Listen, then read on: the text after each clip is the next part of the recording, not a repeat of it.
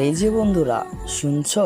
নতুন নতুন রোমান্টিক ভালোবাসার গল্প পেতে ও শুনতে চাইলে আমাদের আদরের ভালোবাসা চ্যানেলটি সাবস্ক্রাইব করে বেল বাটনটা অন করে দিও। লাইক কমেন্ট করতে মোটেও ভুলবে না কিন্তু। ধন্যবাদ সবাইকে। ঘুমের মাঝেও আমাকে টাচ করার চেষ্টা করবেন না। ওই, আপনি কি মনে করেছেন আমাকে? আমাকে কি মাতাল, অভদ্র মনে হয়? বিয়ে ঠিক হওয়ার পরে ভাবির মুখে শুনেছিলাম, ছেলেটা খুব ভালো অবন্তী, দেখো তোমাকে অনেক আগলে রাখবে। আমি আসি। আমাদের গল্পগুলো যদি ভালো লেগে থাকে তাহলে আমাদের চ্যানেলটি সাবস্ক্রাইব করে পাশে থাকবেন। ধন্যবাদ। আর আমি প্রিয়াঙ্কা। আমাদের গল্পগুলো যদি ভালো লেগে থাকে অবশ্যই আমাদের চ্যানেলকে সাবস্ক্রাইব করে পাশে থাকবেন। আর হ্যাঁ, ভিডিওটি সম্পূর্ণ শুনবেন। যেদিন আমার বিয়ে হয় ওই দিন রাতেই আমি ওনাকে বলে দিই যে আমি অন্য কাউকে ভালোবাসি। উনি চুপ করে সোফায় বসে পড়েছিল, একটিবারও এসে বিছানায় আমার পাশে বসেনি, একবার জিজ্ঞাসাও করেনি তবে কেন তার ঘরের বউ হয়ে আসলাম। আমি আবার বলেছিলাম ঘুমের মাঝেও আমাকে টাচ করার চেষ্টা করবেন না। উনি মনে হয় কথাটিতে রেগে যান, উঠে এসে আমার সামনে দাঁড়ান। ওনার চোখগুলো লাল হয়ে আছে। আমি ভয় পেয়ে যাই। হঠাৎই উনি বিছানায় হাঁটু গেড়ে বসে বলতে শুরু করে, ওই, আপনি কি মনে করেছেন আমাকে? আমাকে কি মাতাল, অভদ্র মনে হয়? ঘুমের মাঝেও যেন আপনাকে না স্পর্শ করি, এর মানে কি? আমি কি হিংস্র পশু যে রাতের আধারে আপনার উপরে ঝাঁপিয়ে পড়ব? তারপর আরো কিছু কথা শুনিয়ে দিয়ে নিজের চোখ মুছতে মুছতে ঘর থেকে বের হয়ে যায়। আমি বিছানা ছেড়ে উঠে গিয়ে জানলা দিয়ে বারান্দার দিকে তাকাই। দেখি উনি নীরবে বসে আছেন আর একটু পর পর চোখ মুছতে ব্যস্ত। বিয়ে ঠিক হওয়ার পরে ভাবির মুখে শুনেছিলাম, ছেলেটা খুব ভালো অবন্তী, দেখো তোমাকে অনেক আগলে রাখবে, জীবনে অনেক সুখে থাকবে। তখন ভাবির কথাটা তেমন গুরুত্ব নেইনি, কিন্তু যখন ওনাকে কাঁদতে দেখি তখন ভাবতে থাকি একটা ছেলে মানুষ এইভাবে কাঁদতে পারে। আমি যতটুকু জানতাম বিয়েটা ওনার মায়ের পছন্দেই হয়েছে। হয়তো ভাবছে আমার যে ওকে পছন্দ নয় এটা যদি ওনার মা জানতে পারেন তবে খুবই কষ্ট পাবেন। ওনার মা ব্রেন টিউমারের সাথে লড়ছিল, কবে মারা যায় কোনো ঠিক নেই। তাই সব সময় আমাকে বলতো, আমাকে আপনার পছন্দ না এটা ঠিক আছে, তবে প্লিজ যতদিন আমার মা বেঁচে আছে আমার মায়ের খেয়াল রাখবেন, কখনো মায়ের অযত্ন করবেন না। উনি কথাটা এত করুণ ভাবে বলছিল যে আমার নিজেরই কান্না পাচ্ছিল। ওনার চোখেও বেদনার জল ঝলমল করছিল। চোখের পানি আড়াল করতে উনি আমার সামনে থেকে চলে যায়, আড়ালে গিয়ে চোখ মুছতে থাকেন। একদিন উনি তাড়াতাড়ি বাসায় ফিরে আসেন। আমি তখন আমার বয়ফ্রেন্ডের সাথে ফোনে কথা বলছিলাম। উনি এত তাড়াতাড়ি দৌড়ে ঘরে ঢুকেন যে আমি তার ফোনটা রাখার সুযোগ পাইনি। উনি রুমে ঢুকেই আমার হাত থেকে ফোনটা টান দিয়ে নিয়ে যায়। তারপর স্ক্রিনে কল রানিং দেখে ফোনটা এত জোরে আছাড় দেন যে ডিসপ্লে গুঁড়ো হয়ে যায়। তারপর প্রচুর রাগে বলতে শুরু করেন, আপনার বাবা আপনাকে বিনা টাকায় এ বাড়িতে পাঠায়নি, দেনমোহরের 3 লাখ টাকা দিতে হয়েছে। বিয়ের গয়না আর অন্য খরচ বাবদ প্রায় 5 থেকে 6 লাখ টাকা খরচ হয়েছে। 12 বছরের সব জমানো ভালোবাসা আর টাকা দিয়ে তারপর আপনাকে এই বাড়িতে এনেছিলাম। এর কোনো শুকরিয়া আপনি আদায় করেছেন? হুম? কি চেয়েছিলাম আপনার কাছে? মোহরানার টাকা পরিশোধ করার পর আপনার উপরে আমার সম্পূর্ণ হক ছিল, তবুও এক মুহূর্তের জন্য আপনাকে স্পর্শ করিনি। বিয়ে করে আনার পর এ বাড়ির ছোট বড় কাজগুলো করাও আপনার দায়িত্ব ছিল, কিন্তু তাও কোনোদিন আপনাকে কিছু বলিনি। শুধু বলেছিলাম মাকে একটু দেখে রাখবেন। আর মা 1 ঘন্টা আগে তার খারাপ লাগার কথা বলেছে আমাকে ফোন দিয়ে। আমি অফিস থেকে চলে আসছি, আর আপনি একটু পাশের রুমে গিয়েও দেখতে পারেননি আমার মা কেমন আছে? আর দেখতেও হবে না আপনাকে। দেনমোহরের অর্ধেক টাকা ফিরিয়ে দিয়ে চলে যাবেন এখান থেকে, আপনাকে আমার প্রয়োজন নেই। তারপর ওর স্বামী হনহন করে চলে যায়। ও কখনো এত কষ্ট পায়নি, ওর কথায় যতটা কষ্ট পায়। আসলেই তো এই বাড়িতে তার হাজারটা দায়িত্ব, আর তার কিনা ওর স্বামীর একটা আবদার পূরণ করতে পারলো না। আর কি যেন বলেছিল, 12টা বছরের জমানো ভালোবাসা মানে কি আসলে? যেদিন থেকে যৌবনে পদার্পণ করেন তখন থেকেই যে ব্যক্তি অনাগত স্ত্রীকে ভালোবাসতে পারে, ও কিনা তাকে একটি বারের জন্য ভালোবাসতে পারেনি, তার একটা আবদারও পূরণ করতে পারেনি। ধপাস করে ফ্লোরে বসে পড়ে। ওর স্ত্রী চোখ দিয়ে তখন অবিরাম পানি ঝরছিল। সেই প্রথম ও মন ভরে কান্না করে। হঠাৎ করে মাইক্রোবাসের দরজা টানার আওয়াজে ওর স্ত্রী হুঁশ ফিরে তাড়াতাড়ি ঘর থেকে বের হয়। দেখে উঠানে একটা মাইক্রোবাস দাঁড়িয়ে আছে আর তার স্বামী তার শাশুড়ি মাকে কোলে নিয়ে ঘর থেকে বের হচ্ছেন। কি হয়েছে দেখার জন্য দৌড়ে যায়। দেখে ওর শাশুড়ির জ্ঞান নেই। বুঝতে বাকি রইল না যে তার শাশুড়ি অসুস্থ হয়ে পড়েছেন। ও ওর স্বামীকে কেবল বলল ও যাবে। কথাটা বলেই দৌড়ে রুমে চলে আসে। তাড়াতাড়ি বোরকাটা পরে রুম থেকে বের হয়। ওর আম্মাকে গাড়ির পেছনের বড় সিটটাতে লম্বা করে শোয়ানো হয়েছে আর ওর মাথাটা ওর স্বামীর উরু জানির উপর রাখা। ওর স্ত্রীও গাড়িতে উঠে পড়ে গিয়ে স্বামীর পাশে বসে বলে, আপনি সামনে চলে যান, আম্মার মাথাটা আমার কোলে দিন। তার স্বামী কোনো কিছু না বলে ওর স্ত্রীর দিকে রক্ত চোখে তাকায়। ওর চাওয়াতেই নিষেধ স্পষ্ট। বাধ্য হয়ে ওর স্ত্রী পেছনের সিটে গিয়ে বসে পড়ে। তার আম্মাকে হাসপাতালের জরুরি বিভাগে ঢোকানো হয় আর ওর বর পুরো বারান্দা জুড়ে পায়চারি করতেছে। ওর স্ত্রী বসে থাকতে পারছে না, কেননা ওর স্বামী হাঁটতেছে। এই অবস্থায় যদি ওর বউ বসে বসে আরাম করে তবে ওর স্বামী হয়তো আবারও কষ্ট পাবে। ও এগিয়ে গিয়ে ওনাকে বসতে বলে।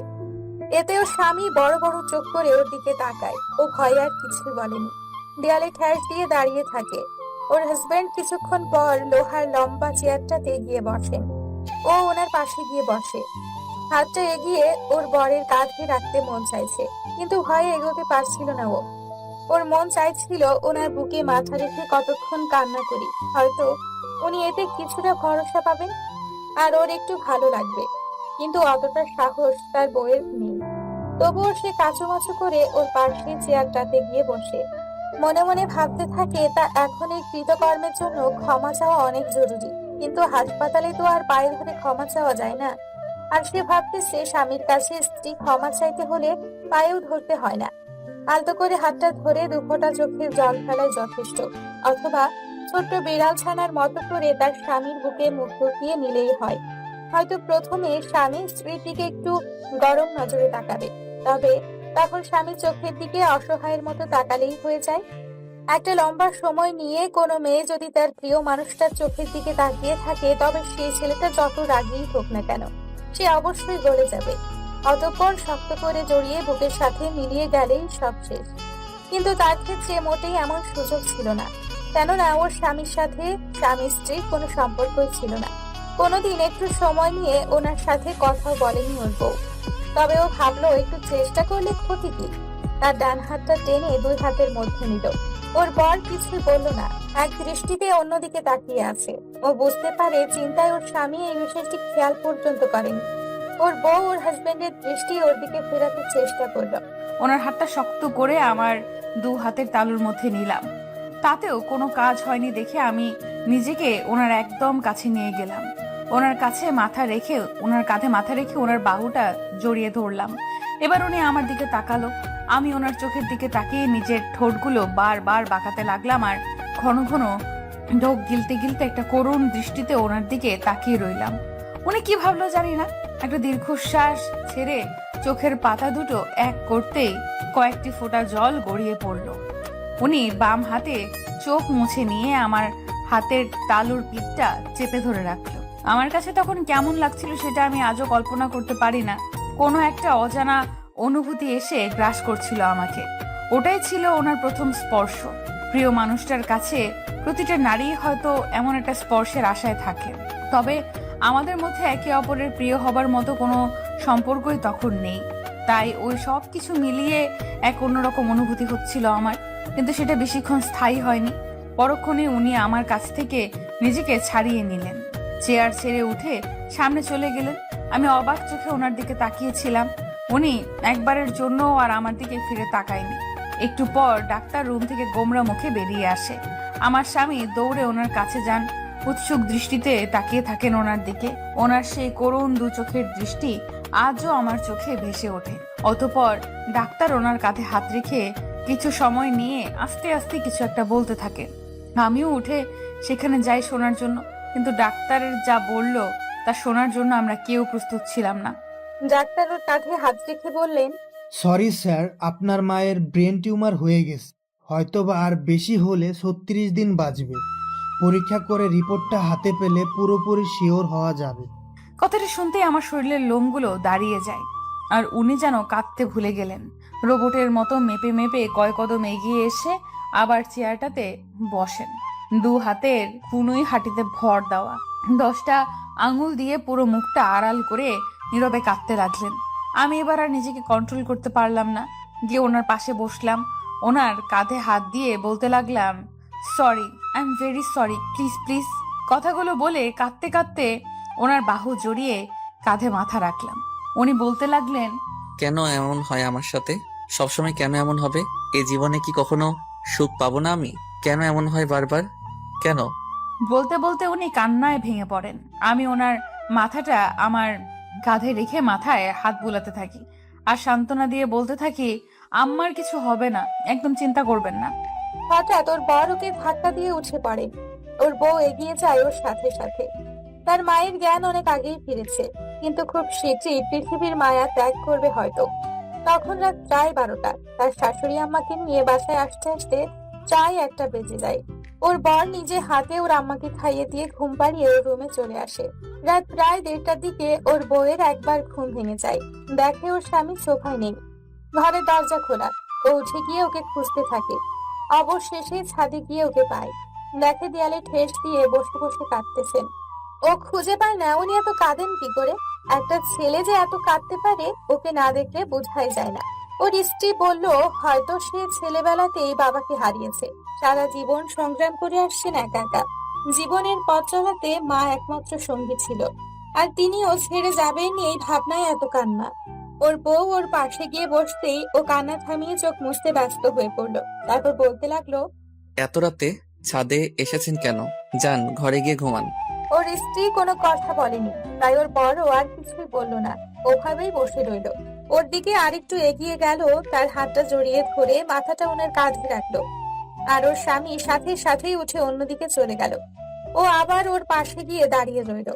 ওর বউয়ের মন চাইছিল একবার ওর বুকে মাথা রেখে চোখের জলে ওর স্বামীর বুকটা ভিজিয়ে দিতে। এতে যদি ওর বউকে ক্ষমা করেন, সেই ভাবনা থেকেই ওকে জড়িয়ে ধরলো। ওকে হালকা ধাক্কা দিলেন ওর বর। ও আরো জোরে জড়িয়ে ধরলো ওর বরকে, জোরে ধাক্কা মেরে ওকে সরিয়ে দিলেন। ওর স্ত্রী আবার এগিয়ে গিয়ে ওকে জড়িয়ে ধরে। ওর স্বামী এবার ওকে ধাক্কা মেরে সরিয়ে দিয়ে হাত উঁচিয়ে ওকে থাপ্পড় দিতে নেয়। আবার হাতটা গুটিয়ে নিয়ে সরি বলে চলে যায় সে।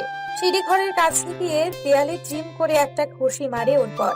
ও বুঝতে পারে ওর বর ওকে থাপ্পড় দিয়ে যে রাগটা কমাতে চেয়েছিলেন সেটা দেয়ালে ঘুষি দিয়ে কমানোর চেষ্টা করেছেন। ও চাঁদের আলোতে খোলা ছাদে বসে কাঁদতে থাকে। ওর একটু পরে আবার ভয় লাগতে শুরু করে যে এত রাতে ছাদে একা। তাই ঘরে চলে যায় ওর বউ। এতক্ষণ ওর স্বামী আবার ঘুমিয়ে পড়েছে, সোফায় শুয়ে আছে একেবারে জড়সড় হয়ে। হয়তো শীত লাগছে। ঘরে একটাই কাঁথা, আর সেটা ওর বউ দখল করে রেখেছে। তাই ওর স্বামী কাঁথা ছাড়াই ঘুমোচ্ছে। ওর কাঁথাটা এনে ওর উপরে দিতেই ঘুমের ঘোরে টেনে গায়ে জড়িয়ে নেয় ওকে। খুব নিষ্পাপ লাগছিল ওর স্বামীকে। সারাটা দিন কেমন জানি মায়া জমে গেছে ওর বরের প্রতি। সারাদিন কান্নাকাটির ফলে চোখটা ফুলে লাল হয়ে আছে ওর। দেয়ালে ঘুষি দেওয়ার ফলে হাতটা কতটুকু ছিলে গেছে তার। ও এগুলোই ভাবতেছে। তার রুমে ফার্স্ট এইড বক্স ছিল। ও সেখান থেকে একটু বায়োটিন নিয়ে তুলা দিয়ে হাতে ঘষে দিয়ে ওর স্বামী নড়ে ওঠে, কিন্তু সারাদিন অনেক পরিশ্রম করে ক্লান্ত হয়ে আছে তাই পুরোপুরি উঠলেন না। কাজ শেষে ওর স্ত্রী ওর কপালে একটা চুমু দিয়ে গিয়ে শুয়ে পড়ে। সকালে ঘুম থেকে উঠে রান্নাঘরে যায় ওর বউ। রান্না প্রায় শেষ, তখন ওর শাশুড়ি রান্নাঘরে আসে। রান্না কতটুকু হয়েছে দেখে তাকে রান্না করা শেষ হলে ওনার ঘরে যাওয়ার কথা বলে চলে যান। রান্না শেষ করে শাশুড়ির রুমে যায় ও। ওর হাত ধরে নিজের পাশে বিছানায় বসান আর এক নাগাড়ে বলতে শুরু করেন, অবন্তী মারে, আমি কি আর বাঁচবো না রে? আমার তো মনে হয় আর বেশি দিন বাঁচবো না। জানিস রে মা, ছেলেটা সেই ছোটবেলাতে বাবাকে হারায়। জানিস, সেই অল্প বয়সেই কষ্ট করে কাজ করে আবার পড়ালেখাও করে। আমাকে লোকে কত জোর করে বিয়ে দেওয়ার জন্য আমি না করে দিই। ছেলেটাকে নিয়েই বেঁচে থাকি। ছেলেটা আমার আদরের চেয়ে কষ্টও বেশি পাইছে। বাপ মরার পরে এলাকার লোকের আদরও পায় না, আবার আমার বাপের বাড়ির আদরও পায় নাই। তারপরও কোনো দিন বলে নাই আমি কষ্টে আছি। আমি যখন যা চাইছি তাই দিয়েছে। যেদিন তোকে দেখতে পাই অনেক ভালো লাগে তোকে। ছেলেটা একবারও বলেনি আমি আগে দেখে তারপর আমার মত জানাবো। শুধু বলছিল, মা তুমি যা ভালো বুঝো তাই করো, আমার কিছু বলার নেই। তারপর তো তুই এই বাড়ির বউ হয়ে আসলি, আমি তোকে তুই তুই করে বলি, তাই রাগ করিস না আবার। তুই তো আমার মেয়ের মতোই, আমার ছেলেটাকে একটু দেখে রাখিস, কোনো সময় কষ্ট দিস না রে মা। ছেলেটা আমার জীবনে আদর পায়নি, তুই একটু আদর দিয়ে আগলায় রাখিস, দেখবি তোকে মাথায় তুইলা রাখবো। আমার জন্য কান্দিস না, আমি তো বুড়া হইয়া গেছি, বুড়া মানুষ তো মরণ লাগবেই, কত জোয়ান মানুষই মইরা যায়। আমি ওনার হাজারটা কথার বিপরীতে কি বলবো কোনো ভাষা পাইনি সেদিন। ওনাকে আমি জড়িয়ে চিৎকার করে কাঁদতে থাকি। আমি আমার নিজের মাকেও কোনোদিন এত আপন করে পেয়েছি কিনা জানি না। উনি আমার মাথায় হাত বুলিয়ে বলছিল, পাগলি মাইয়া, কান্দোস কেন? বুইরা মানুষের লাইগা কাঁদলে কি হইব? তুই খালি আমার পোলাডারে দেখা রাখিস। তারপর আমার কপালে একটা চুমু দিয়ে দেয়। তার বদলে আমিও ওনাকে শক্ত করে জড়িয়ে ধরি। নিজের মায়ের থেকেও বেশি আপন তখন ওনাকে মনে হচ্ছিল। সেদিনের পর থেকে ওর স্বামীকে সব সময় মনমরা দেখতো ও। এর কিছুদিন পর ওর স্বামী ওকে একটা ফোন কিনে দেয়। ও আবারও সেই পুরাতন সিমটা ইউজ করা শুরু করে। একদিন ওর স্ত্রীর বয়ফ্রেন্ড ওকে রাতের বেলায় কল দেয় আর নানান কথা বলা শুরু করে। কবে স্বামীকে ডিভোর্স দিবে, এতদিন কেন ফোন দেয়নি, কেন ফোন অফ ছিল, দুনিয়ার সব কথা বলছিল ওর বয়ফ্রেন্ড। ও আবারও বর্তমানকে ভুলে ওর সাথে কথা বলায় ব্যস্ত হয়ে পড়ে। আবার ওর বয়ফ্রেন্ডের কথা ভাবতে থাকে। প্রায় আধা ঘন্টা কথা বলার পর হঠাৎ ঘরে কারো আসার শব্দ পায়। তাই ওর বউ ফোনটা না লুকিয়ে পেছনের দিকে ঘুরতেই দেখে ওর স্বামী অফিস থেকে ফিরেছে। ওর বর ওর ফোনে কথা বলার ব্যাপারটা দেখে ফেলে, কিন্তু কোনো রিয়াক্ট না দেখিয়ে শুধু কাপড় চেঞ্জ করে ঘর থেকে বেরিয়ে যায়। ওর স্ত্রী আবারও তার সাথে নিয়মিত কথা বলতে থাকে। ওর বয়ফ্রেন্ডের প্রতি আবারও মায়া বেড়ে যায়, কেননা এমনিতে তাদের রিলেশন সেই কলেজ লাইফ থেকে প্রায় 2.5 বছর। ওর স্বামী ফোনে কথা বলার সময় প্রায়ই দেখে ফেলতো, কিন্তু কিছুই বলতো না। এভাবে প্রায় 19 দিন চলে যায়। একদিন সকালবেলা ঘুম থেকে উঠেছে, হঠাৎই ওর শাশুড়ি আম্মা কেমন যেন করতে থাকে। তাড়াতাড়ি হাসপাতালে নিয়ে যায়। ডক্টর বলে দেয় বাড়িতে নিয়ে যান, ওনার সময় একদম শেষ হয়ে আসছে, যা কিছু চাই নিয়মিত দিয়েন, হয়তো আর 1-2 দিন আছে সময়। ওই দিন দুপুরে বাড়ি চলে আসার পর থেকে ওর বউ ওর স্বামীকে আর ঠিক মতো খেতে দেখেনি। সারাক্ষণ মুখ ভার করে রাখতো, ঠিক মতো কথাও বলতো না। ওই দিন রাতে তার শাশুড়ি তার বৌমাকে ডেকে বলে, অবন্তী মারে, এদিক আয় তো। আমি বললাম, আম্মা বলেন কি বলবেন। উনি বলতে শুরু করেন, শোন মা, তোকে আমার পছন্দেই বিয়ে করেছি, এটা তুই মনে হয় জানোস, তারপরও আবার বলি শোন, আমি আমার ছেলের কাছে এখন পর্যন্ত যা চাইছি ও সবটুকু চেষ্টা করে তা জোগাড় করে দিয়েছে, কখনো আমাকে অভাব ছুতে দেয়নি। আমি তো তাকে কিছুই দিয়ে যেতে পারলাম না রে। অতঃপর আমার শাশুড়ি যা বলে তা শোনার জন্য আমি একটুও প্রস্তুত ছিলাম না। শাশুড়ির কথা শুনে আমার হাত পা হিম হয়ে যায়। হতভম্ব হয়ে গুটিসুটি হয়ে বসে থাকি খাটের এক কোণে। তবে সব জানে। আমার শাশুড়ি না থেমে আবারও বলতে থাকে, শোন, তোকে কয়টা কথা বলি। শোন মা, পৃথিবীতে যে যা চায় তা কি কখনো পায়? অনেক সময়ই পায় না। আমার ছেলেটা সব সময় খালি আদর ভালোবাসা খুঁজতো, কিন্তু তা পায় নাই। বড় হয়েও আমার পায়ে মাথা রাখা ঘুমাতো। জানিস, ও জমানো টাকা দিয়ে এটা ওটা কিনে লুকিয়ে রেখে দিত, কিন্তু আমি ঠিকই দেখে ফেলতাম। আর ওই জিনিসগুলা আর কারণ না, হবু বউয়ের জন্যই হয়তো রাখতো। ওর তো আর কোনো বোন নেই, তা আমি ঠিকই বুঝতাম। তুই ওর ঘরের কাঠের আলমারির নিচে দিকে ডয়ারটা খুলে দেখিস, অনেক কিছু জমাইছে তোর জন্য। দেখ, আমি ঠিকই বুঝতেছি হয়তো আজ রাতটাই আমার শেষ রাত, তারপর এই বাড়িতে তুই আর ও। কত ভাবতাম 2-1টা নাতি নাতনি থাকবো, বাড়িতে ঘরগুলো আবার ভরে যাব, কিন্তু দেখ, তা দেখার কপাল আমার নেই। আর এই জীবনে কষ্ট করছি মনে হলেও আবার বুঝি যে ছেলেটা আমারে কোন কষ্টে রাখে নাই। কিন্তু আমি পারলাম না রে, আমি পারলাম না ছেলেটারে একটু সুখে রাখা যাইতে। পোলাটা আমার রাইতে ছাদে উঠা একলা একলা কান্দে। আমি দেখেও লুকায়া যাই, যেন আমারে না দেখে। ও যদি জানতে পারে যে আমি তোদের এই ব্যাপারটা জানি, তাহলে ও খুব কষ্ট পাইব। তোরে আর কোনো কিছু কমু না, আমারে মাফ কইরা দিস। আমি না বুঝাই তোরে এই বাড়িতে বউ বানাইয়া আনছি। এখন যা, গিয়ে ঘুমা। আমি শেষবারের মতন আজকা একটু ঘুমাই। তুই পারলে আমার একটু উজুর পানি আইন না দিস। নামাজ পইরা ঘুমাই, যদি সকালে সুযোগ না পাই। আমি এতটাই পাষাণ হয়ে গিয়েছিলাম যে ওই দিন শাশুড়ির পা ধরে মাফও চাই নাই। ওজন মগটা হাতে নিয়ে ঘর থেকে বের হতেই দেখি আমার স্বামী শাশুড়ির ঘরের বারান্দা থেকে উল্টো দিকে হাঁটতেছে। তার মানে উনি এতক্ষণ সব শুনেছে। শাশুড়িকে ওজুর পানি এনে দিয়ে আমি আমার ঘরে চলে আসি। উনিও একটু পরে এসে ঘুমিয়ে পড়েন। পরদিন সকালে উঠে শাশুড়ির ঘরে যাই, দেখি উনি অনেকক্ষণ আগেই উঠেছেন ঘুম থেকে, নামাজ শেষ করে তসবিহ হাতে বসে আছে। আমি জিজ্ঞেস করি, আম্মা কিছু খাবেন এখন? চা বানিয়ে দিব? আমি ওকে না করে দেয়। ওর বউ নামাজ শেষ করে রান্নায় ব্যস্ত হয়ে পড়ে। ওর স্বামী ওই দিন অফিসে যায়নি, ঘরেই থাকেন। একটু পর পর ওর শাশুড়ির খেয়াল রাখছেন, খোঁজ নিচ্ছেন। দুপুরে খাওয়ার পরে একটু শুয়ে থাকে ওর স্ত্রী। কখন ঘুমিয়ে যায় ওর বউ বুঝতেই পারে না। ও ফোনের আওয়াজে ঘুম থেকে উঠে পড়ে, দেখে ওর বউয়ের বয়ফ্রেন্ড ফোন দিয়েছে। তার বউ কেন জানি তখন কথা বলতে সংকোচ বোধ করে, তবুও কথা বলে অনেকক্ষণ। সে আবারও তার হাজবেন্ডকে ডিভোর্সের ব্যাপারটা নিয়ে কথা বলতে বলে। ওর বউ ঘোরের মধ্যেই বলে ফেলে ওর শাশুড়ি হয়তো আর বেশিক্ষণ বাঁচবে না, শাশুড়ির মৃত্যুর পরেই ডিভোর্স হয়ে যাবে। তারপর যথারীতি অন্য কথা বলতে থাকে ওরা দুজন। হঠাৎই ওর স্বামীর চিৎকার শুনতে পায়। ওর বউ ফোন ফেলে রেখে দৌড়ে বাইরে যায়, দেখে ওর স্বামী শাশুড়ির ঘরে। ও ঘরে ঢুকতেই যা দেখে তাতে ওর শিরা উপশিরাহীন হয়ে যায়, ওর শরীরের লোমগুলো দাঁড়িয়ে যায়। ওর স্বামী ও শাশুড়িকে জড়িয়ে ধরে কাঁদতেছেন। ওর শাশুড়ি তখন আর পৃথিবীতে নেই। ওর বউ ওর শাশুড়ির ঘর থেকে বের হয়ে আসে।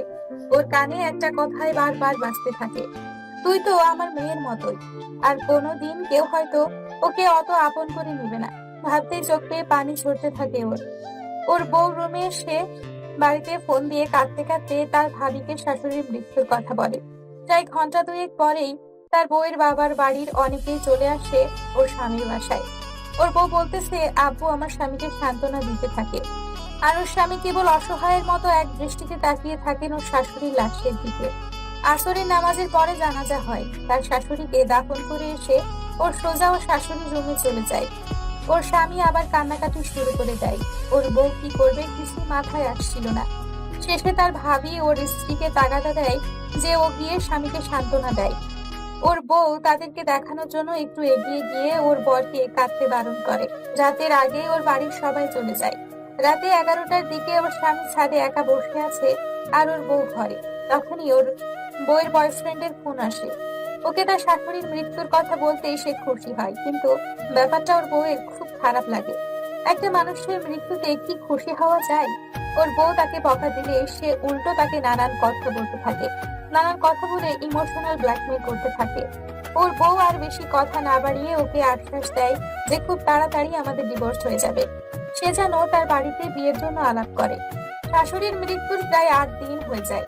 ওরা দুইজন তেমন কোনো কথা বলে না, একসাথে খেতেও বসে না। 10 দিনের দিন তার হঠাৎ শাশুড়ির কথাগুলো মনে পড়ে যায়। উনি তো তার বৌমাকে বলেছিল কাছের আলমারিতে অনেকগুলো জিনিস আছে তার জন্য। ও তার স্বামীর প্যান্টের পকেট থেকে চাবি নিয়ে ওই ড্রয়ারটা খুলে দেখে পশ্চিম পাশের নিচের ড্রয়ার পুরোটা ঠাসা থেকে ভর্তি, অনেকগুলো সুন্দর সুন্দর শাড়ি আর কিছু 3 পিসের কাপড়, খুব সুন্দর ডিজাইন করা, অনেকগুলো গহনা আর সুন্দর এক জোড়া পায়েল এবং একটা সোনালী রঙের ঘড়ি। ওর বউ ড্রয়ারটা বিছানায় নামিয়ে সবগুলো জিনিস নাড়িয়ে দেখতে থাকে। পায়েল জোড়া খুব সুন্দর হওয়াতে তখনই ওর বউ পায়ে পড়ে নেয়। তারপর আবার সবগুলো জিনিস গুছিয়ে রাখতে যায়। তখন পায়েলের ঝুনঝুন শব্দ পেয়ে ওর স্বামী ঘরে চলে আসে। এসেই তাকে অনেক বকাঝকা শুরু করে দেয়। আপনি কোন সাহসে আমার ড্রয়ারে হাত দিয়েছেন? আপনাকে কে অনুমতি দিয়েছে? আপনি একবারও আমাকে জিজ্ঞেস করেছেন? বলেই সামনে এসে ওকে একটা থাপ্পড় মেরে বসে। আজ পর্যন্ত কখনো ওর স্ত্রীর সাথে এমন করেনি, অথচ ওই দিন তাকে থাপ্পড় দেওয়ার মানেটা ওর বউ আজও বুঝেনি। কিন্তু থাপ্পড় খেয়ে ওর বউয়ের মাথায় রাগ উঠে যায়। ও ওর স্বামীকে উল্টা ঝাড়তে শুরু করে। আপনি কোন সাহসে আমার গায়ে হাত তুললেন? আপনি কি ভাবছেন আমি কিছুই বলবো না? আমাকে 8-10টা মেয়ের মতো ভাববেন না। তো তোকে কি ভাববো? আর তুই 8-10টা মেয়ের মতো হবি কেন? তুই যে কেমন মেয়ে তা আমি অনেক ভালো করেই বুঝতে পারছি। আমিও রাগের মাথায় বলতে শুরু করি, হইছে, আর বলতে হবে না, আমাকে ডিভোর্স দিয়ে মুক্ত করেন এবার। আমি আর আপনার সাথে থাকতে পারবো না। ওনার মুখটা শুকিয়ে যায়, তারপরে একটু নিচু গলায় উত্তর দেয়, তোর ভালো না লাগলে তুই চলে যা। আমি কেন আগ বাড়িয়ে ডিভোর্স দিতে যাব? যা, এখনই চলে যা। দেখ তোর কোন দরদি তোকে নেয়। আমিও আর দেরি করিনি, তখনই নিজের বাড়ি চলে যাই। ওই দিনের সেই ভুলের মাসুল কি হবে তা আমি আন্দাজও করতে পারিনি, কিন্তু আস্তে আস্তে আমার সব বুঝে আসতে থাকে। কিছুদিন পর আমার বাড়িতে ডিভোর্স লেটার চলে আসে, আর সেই লেটারটা সবার আগে আমার বাবার হাতে পড়ে। বাবার হাতে চিঠিটা আসতেই যা বলেন তা ছিল আমার কল্পনার বাইরে। ডিভোর্স লেটারটা বাবার হাতে পড়তেই বাবা আমাকে ডাকতে থাকেন আর বলতে থাকেন, এসব কি? মা মরছে এখনো 15 দিনও হয় নাই, এর আগেই তোদের ডিভোর্স দিয়েছে। ও ভাবছেটা কি? আমার আগেই সন্দেহ হচ্ছিল খালি যখন ওর মা আয়েশা বিয়া ঠিক করে গেছে। তোর মা তো খালি লাফাইছে ওলা ভালো কইয়া, এখন যে তোর জীবনটা নষ্ট কইরা দিল। ততক্ষণে আমার ভাবি রান্নাঘর থেকে দৌড়ে আসে, এসেই বলতে থাকেন, পোলাটা এত ভালো ভাবছিলাম, আর তার ভিতরে ভিতরে এই মার পছন্দে বিয়া কইরা এখন মা মরতেই ডিভোর্স দিয়া দিছে। এতক্ষণে বুঝলাম, তাহলে মনে হয় মারে খুশি করার লাইগাই বিয়া করছিল। এখন মা মইরা গেছে, ডিভোর্স দিয়া দিয়েছে। আমি শুধু ওই অভিনয়ের কান্না করতে থাকি। ভাবি আমার মাথায় হাত দিয়ে বলতে থাকে, কান্দিস না, আমরা আছি না, কাঁদতে হইব না তোরে, আমরাই তোরে দেখা রাখবো। ওর শুধুই অভিনয়ের কান্নাকাটি করে নিজের ঘরে সে দরজা দিয়ে বসে থাকে আর ভাবতে থাকে সবকিছু তো ওর বউয়ের কারণেই হয়েছে। সব দোষ ওর স্ত্রীর। ওর স্বামী তো কোনো দোষই নেই। ওর বউয়ের পরিবারের সবার কাছে ও এত প্রিয় ছিল, আর আজকে সবাই ওকে নিয়ে কত খারাপ মন্তব্য করতেছে। সবকিছুতে তো ওর বউয়েরই দোষ। এখন যদি গিয়ে ও যদি ওর স্ত্রীর দোষের কথা বলে, ওর আব্বা ওকে আস্ত রাখবেন না। ওই দিন রাতে ওর বয়ফ্রেন্ডকে ফোন দিয়ে ডিভোর্সের কথা জানাতেই ও যেন চমকে ওঠে আর বলতে থাকে, কি বলো, এসব ফাজলামো বন্ধ করো, ডিভোর্স দিছে বললেই হয়ে গেল? আমি বলি, হ্যাঁ, দেড়মোহরের সব টাকা আগেই পরিশোধ করা হয়েছিল, বিয়ের দিনই দিয়ে দিয়েছিল, তাই সমস্যা হয়নি। ও বলে, তবে এখন কি করব? আমি বলি, তুমি এবার তোমার বাসায় জানাও। সে উত্তর দেয়, কি বলছো তুমি? বাসায় জানালেই হবে নাকি? আমার বাড়িতে রাজি হবে না। আর তাছাড়া ডিভোর্সি মেয়ে কি ভালো? আমি বলি, কি বলতে চাও তুমি? ডিভোর্সি মেয়ে ভালো না মানে? আমি কি করেছি? তোমার কথাই তো আমি আমার স্বামী সংসার ছেড়ে আসছি, এবার তুমি তোমার বাড়িতে জানাও। সে বলে, এটা কোনোদিনই সম্ভব না, আমি পারবো না। আর তুমি যদি আমাকে বিয়ে করতে চাও তবে পালিয়ে বিয়ে করতে হবে। আমি বলি, পালিয়ে বিয়ে করব কেন? এতদিন তো আমাকে জ্বালিয়ে মারছো খালি ডিভোর্স আর ডিভোর্স, এখন এই কথা বলতেছো কেন? আমিও তো কিছু বুঝি না, তুমি কবে আমাকে বিয়ে করবে সেটা বলো। সে বলে, ইসলামী শরীয়ত তো বলে মেয়েদের ডিভোর্স হলে 4 মাস। ফিকের মাসালাতে এটাকে 3 তুহুর বলা হয়, যদি ইজ্জত পালন করতে হয়। ওই কয়টা দিন আগে শেষ হোক, তারপর বলি।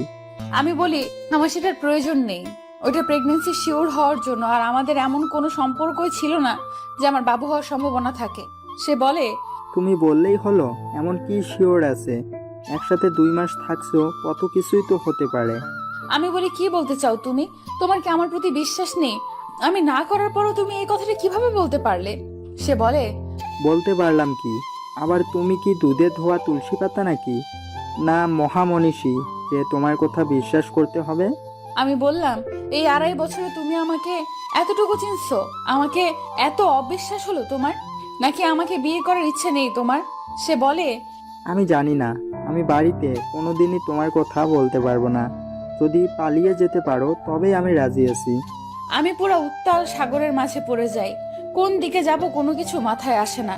এখন যদি পালিয়ে না যাই তবে ও আমাকে বিয়ে করবে না, আবার পালিয়ে গেলে আমার বাবার সব মান সম্মান ধুলোয় মিশে যাবে, সবাই টিটকিরি করবে। তারপর ওকে আমি বাধ্য হয়ে বলি, হ্যাঁ, আমি পালিয়ে যেতে রাজি আছি, এখন বলো কবে বিয়ে করবে? সে বলে, সেটা আমি কি বলবো, তুমি ঠিক করো। আর টাকা ম্যানেজ হলে তারপর আমাকে বলবে। আমি বলি, টাকা ম্যানেজ হলে মানে? টাকা কি আমি দিব নাকি? টাকা আমি কোথায় পাবো? সে বলল, টাকা কোথায় পাবো মানে? দেনমোহরের টাকা কি হয়েছে? আমি বলি, দেনমোহরের টাকা উনি বিয়ের সময়ই পুরোটা দিয়ে দিয়েছিল। ওটা আব্বুর কাছ থেকে আমি নিতে পারবো না। সে বলে, নিতে না পারলে বিয়ে হবে কি করে? আমি একটা টাকাও খরচ করতে পারবো না, আমার কাছে কোনো টাকা নেই। আমি বলি, কি বলছো তুমি এইসব? তোমার কাছে যদি বিয়ে করার মতো টাকাই না থাকে, আবার বাড়িতেও জানাতে না পারো, তবে আমার সংসার ভাঙলে কেন? সে বলে, আমি তো ভাবছিলাম দেনমোহরের 2-3 লাখ টাকা পাবা, ওইগুলো দিয়েই হবে। আমি বলি, তুমি ইজ্জত পালনের কথা জানো, তবে এটা জানো না স্ত্রী নিজে ডিভোর্স দিলে ওইটা খোলা তালাক বলে। এতে স্বামীর টাকা দিতে হয় না, উল্টো স্বামীকে ওই টাকা দিয়ে তালাক নিতে হয়। তুমি কেন তবে শুধু শুধু আমার সংসার ভাঙলে? দেখো, যা হওয়ার হয়ে গেছে, তুমি আবার চলে যাও, আমার তোমাকে বিয়ে করা সম্ভব না। আমি বলি, সম্ভব না মানে? তুমি কি আমাকে ভালোবাসো না? যদি আমাকে বিয়েই না করো তবে আমার সাথে রিলেশন করলে কেন? সে বলে, তোমার বিয়ের আগে হলে হয়তো বাড়িতে বলতে পারতাম, এখন তুমি একটা ডিভোর্সি মহিলা। ডিভোর্সি মহিলাকে বিয়ে কোনো পরিবার মেনে নেবে না। আর আমি ভাবছিলাম তুমি দেনমোহরের টাকা পাবে, সেটা দিয়ে না হয় বিয়ে করে নেব, পরে 2-1 বছর পরে বাড়িতে আসলে ঠিক হয়ে যাবে। কিন্তু এখন তুমি টাকা দিতে পারবে না, তাই আমিও বিয়ে করতে পারবো না। আর আমি তোমাকে আজ থেকে ভালোবাসি না, আমাকে আর কোনোদিন ফোন দেবা না। এটা বলেই সে ফোন কেটে দেয়। ওর বউ ফোন দিলে আর রিসিভ করে না। ওর বয়ফ্রেন্ডের জন্য সব ছেড়ে চলে আসলো, আজ সে ওকে এই কথা বলতেছে। তার জন্য ও এত কিছু করলো, ও এখন কোন দিকে যাবে? ওর বউ ওর বাবা মাকে কি বলবে? আর যদি ওর বউ আবারও স্বামীর কাছে ফিরে যায়, তবে ওর সামনেও কোন মুখে দাঁড়াবে? কি বা জবাব দিবে ওর স্বামীর কথাগুলোর? ও চারদিকটা যেন অন্ধকার হয়ে আসছে। এত কিছু চাপ আর সহ্য করতে না পেরে ও অজ্ঞান হয়ে যায়। জ্ঞান ফিরতেই দেখে ওর বউয়ের পাশে ওর মা আর ভাবি বসা। ওনারা ওর স্ত্রী অজ্ঞান হওয়াটাকে সেভাবেই দেখে যেভাবে 8-10টা নববিবাহিত মেয়ের মাথা ঘুরে পড়ে যাওয়া আর অজ্ঞান হয়ে যাওয়াটাকে দেখে। মানে ওরা প্রেগন্যান্সির কথা বলতেছে আর কি। কিন্তু ও তো জানে যে আসলে কি হয়েছে। ওর আম্মু চলে গেলে ওর ভাবিকে বলে যে, ও বলতেছে, ভাবি তোমরা যা ভাবছো আসলে তা নয়। আমার অনেক টেনশন হচ্ছিল, যার ফলে এমনটা হয়েছে। আর আমার প্রেগনেন্ট হওয়ার সুযোগ নেই। ওনার সাথে আমার তেমন কোনো সম্পর্কই ছিল না। ওর ভাবি বলে, কি বলছো তুমি এসব? ও তোমাকে প্রথম থেকে মেনে নেয়নি, তুমি আমাদের বলনি কেন? ও কি বলবে ভেবে পায় না, কারণ ওর বর তো ওকে মেনে নিতে অস্বীকৃতি জানায়নি। ওর জন্যই তো এইসব হলো। তাই ও আর কোনো উত্তর দিতে পারেনি, শুধু বলে, ভাবি বাদ দিন তো, ওইসব কথা আর বলবেন না। ওর ভাবিও আর কিছুই বলে না, চলে যায়। পরদিন ও আবার ওর বয়ফ্রেন্ডকে ফোন দেয়। তখন ও তাকে যে কথাগুলো বলে তা শুনে ওর মনে হয় এক্ষুনি ওর বউয়ের পায়ের নিচ থেকে মাটি সরে যায়, আর এই পৃথিবীতে থাকার কোনো প্রয়োজন নেই। যাকে এত বছর ধরে ভালোবেসেছে ও, যার মায়ায় তার স্বামীর সংসার ছেড়ে চলে এসেছে, যার জন্য তার স্বামীর মনে কষ্ট দিয়েছে ওর স্ত্রী, তার অসুস্থ শাশুড়িকে মনে কষ্ট নিয়ে পৃথিবী ত্যাগ করতে হয়েছে। তার বয়ফ্রেন্ড কিনা আজকে বলল, আমি কেবল তোমার টাকাগুলোর জন্যই বিয়ে করতে চেয়েছিলাম, এখন তোমার টাকা নেই, খরচ করতে পারবে না, আমিও তোর টাকা কোথাও পাবো না, আর বিয়েও করতে পারবো না। আর বাড়িতে আমি একজন অবিবাহিত ছেলে হয়ে যদি একটা ডিভোর্সি মেয়েকে বিয়ের কথা বলি, তবে আমার বাবা আমাকে ত্যায্য পুত্র করতে পারেন।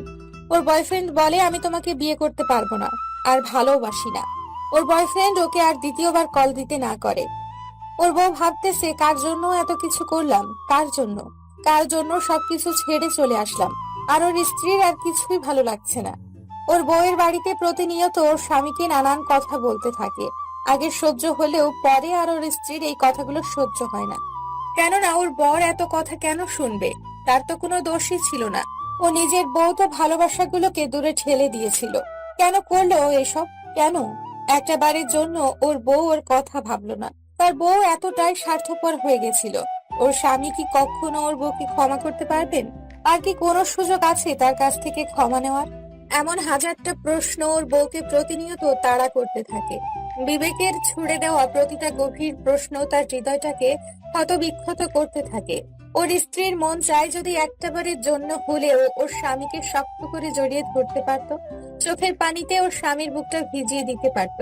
হয়তোবা ওর স্বামী ওকে জড়িয়ে ধরে বলতো, আর কাঁদতে হবে না, ভালোবাসি তোকে, খুব ভালোবাসি, কথা দে আর কখনো ছেড়ে যাবি না। ও তখন ওর স্বামীর বুকে মুখ লুকিয়ে বলতো, এই জীবন যতদিন আছে কখনো আর ছেড়ে যাব না, শুধু একটি বার আপনার বুকে ঠাঁই দিবেন আমায়। কিন্তু এই কথাগুলোকে কেবল কল্পনায় জায়গা দেওয়া যায়, বাস্তবতা অনেকটাই ভিন্ন। ও কি কখনো ওর স্বামীর সামনে দাঁড়াতে পারবে? ওর চোখে চোখ রাখতে পারবে? তার বুকে মাথা রাখতে পারবে?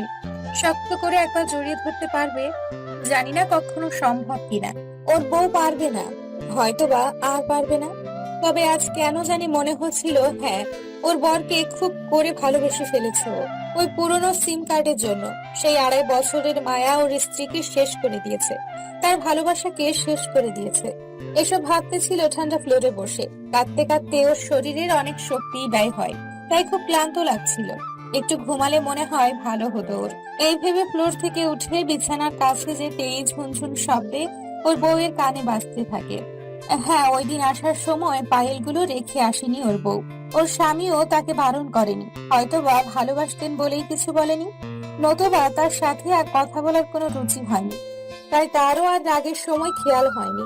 বিছানায় বসে এক নজরে তাকিয়েছিল পায়েলগুলোর দিকে ওর বউ। রেডিমেড জিনিস নয় এটা, নিখুঁত ভাবে অর্ডার দিয়ে বানানো। একটা পায়েল খুলে প্রতিটা অংশ ভালোভাবে খুঁটিয়ে দেখছিল ওর বউ।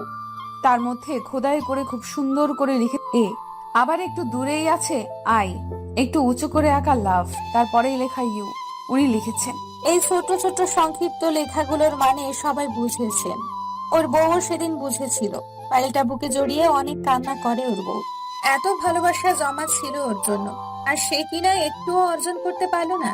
পায়েলেই কি কেবল এটা লেখা ছিল, না প্রতিটা জিনিসেই এভাবে লেখা ছিল? আর তার বউ সেগুলোকে তার গলায়, তার হাতে এক জায়গায়ও স্থান দিতে পারলো না, শুধুমাত্র পায়েই স্থান দিতে পারলো। তার বউ নির্বোধ, সবচেয়ে বড় নির্বোধ।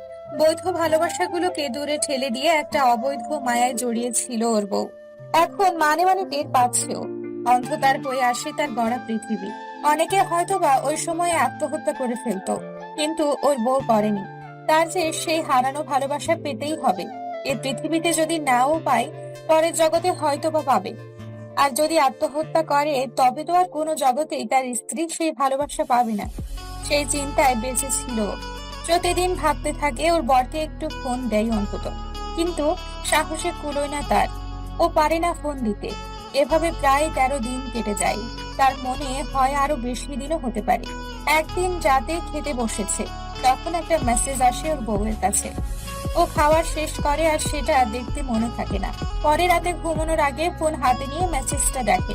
মেসেজটা তার স্বামীর নাম্বার থেকে এসেছে। ও তাড়াতাড়ি সেটা পড়তে উঠে বসে। অনেক বড় একটা মেসেজ, কি রেখে কি পড়বে তার বউ বুঝতে পারে না। অবশেষে শুরু থেকে খুব মনোযোগ সহকারে পড়তে শুরু করে। কেমন আছো? আশা করি খুব ভালো আছো। আমি কেমন আছি তা বললেও চলবে। আজ আম্মু মৃত্যুর 40 দিন হলো। যদিও এই দিন হিসেবে বিশেষ কোনো কিছু নেই, তবুও আমি এই দিনটা একটা বিশেষ দিন ধরে নিয়েছিলাম। ইসলামী শরীয়তে 40 খুব প্রশংসনীয়, তাই আর কি। আমি ঠিক করে রেখেছিলাম আম্মুর মৃত্যুর 40 দিন পর্যন্ত তোমাকে সময় দিব, কিন্তু তুমি এই দিনগুলোর মাঝে একটাবারের জন্যও যোগাযোগ করনি। কি দোষ করেছিলাম? না হয় রাগের মাথায় একটা থাপ্পড়ি দিয়েছিলাম। কই, এতদিন তো কিছু বলিনি। তোমার এত অনিয়মের পরেও কিছু বলিনি, কিন্তু যেদিন শুনি যে আম্মু সব জেনে গেছে, ওই দিন থেকে আমার রাগ চলে আসে। তবু তোমাকে এই কয়দিনের সময় দিয়েছিলাম। খুব ভালোবাসতাম তোমাকে, খুব খুব, তাই সহজেই ভুলতে পারিনি। তুমি নিজে যদি ডিভোর্সটা দিতে, তবে তোমার বাড়িতে অনেক সমস্যা হতো, তাই বাধ্য হয়ে আমি ডিভোর্স দেই। আজ প্রায় 22 দিন হয়ে গেছে তুমি চলে গেছো। একটা বারের জন্য মনে হলো না যে আমি একা একা কিভাবে চলি? কে রান্না করে দেয়? কিভাবে সময় মতো অফিসে যাই? আমি কি ঠিক মতো অফিসে যেতে পারি? ঠিক সময় মতো খেতে পারি? সময় মতো ঘুম থেকে উঠতে পারি? একটা বারের জন্য জানতে মন চাইলো না আমি বেঁচে আছি না মরে গেছি? তারও খোঁজ নাওনি। ওই দিন আমার অফিসে এসে সবার সামনে তোমার বাবা আমাকে প্রায় 30 মিনিট নানান কথা বলেছে। কতটা অপমান করেছে সবার সামনে। একটা বারও আমি ওনার দিকে মুখ তুলে তাকাতে পারিনি। একবারও বলিনি যে আমি কিছুই করিনি, আপনার মেয়ের জন্য এসব হয়েছে। বললে হয়তো তুমি অনেক কথা শুনতে, লোকে তোমাকে খারাপ ভাবতো, তুমি অনেক বকা খেতে। তাই ওই দিন তোমার নামে কোনো অভিযোগ করতে পারিনি। কেন জানো? বড্ড ভালোবাসতাম যে তোমাকে।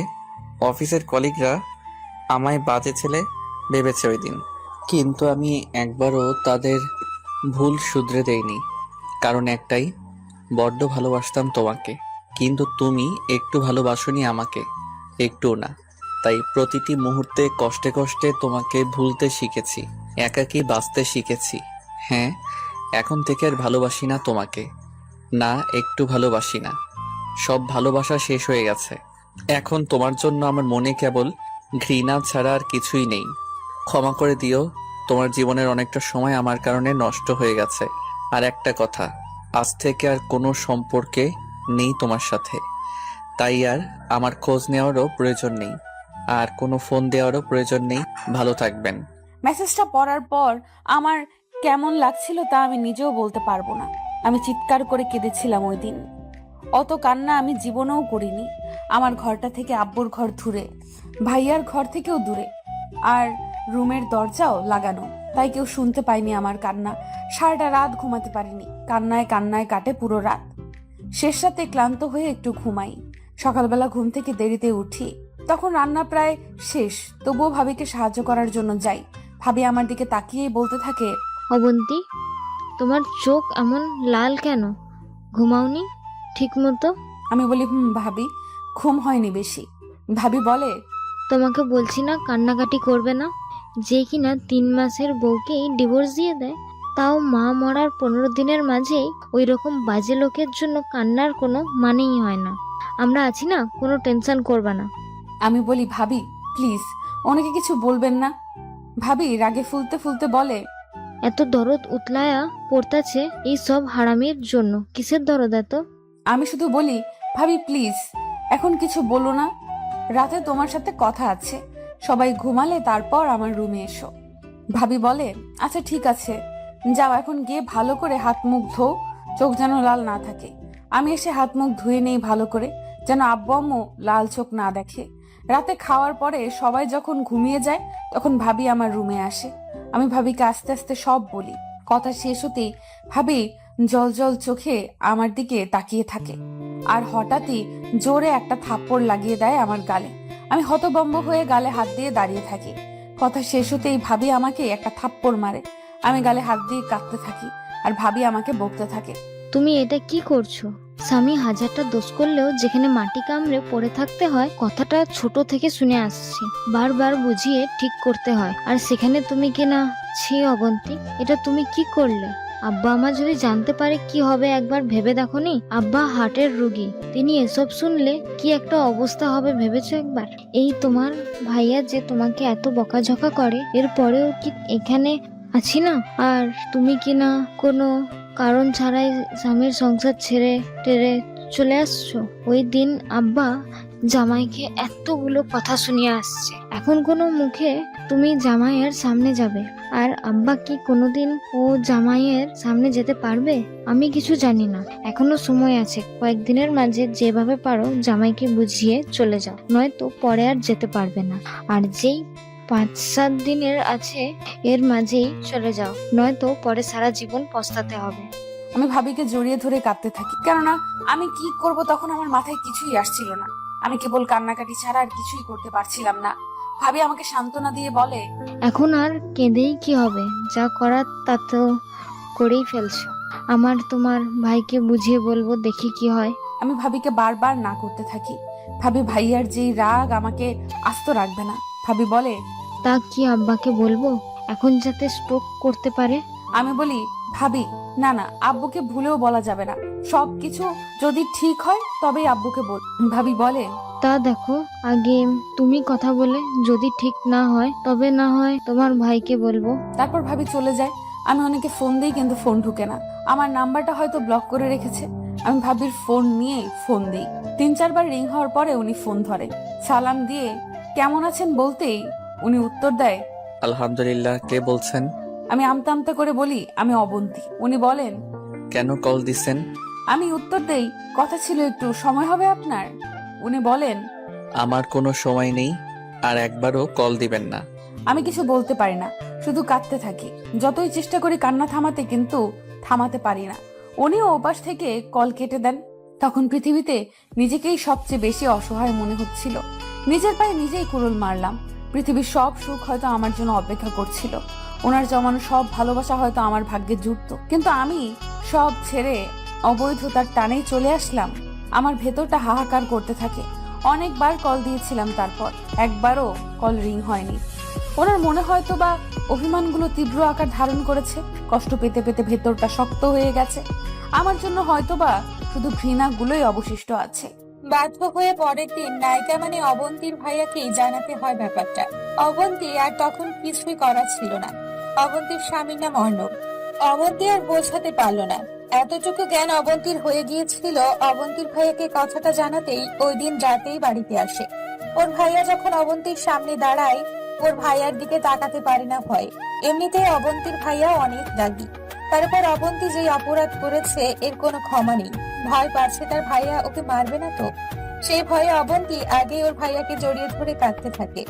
এতে করে তার ভাইয়া ওকে আর মারতে পারেনি, কিন্তু কথা শুনিয়েছে প্রচুর তাকে।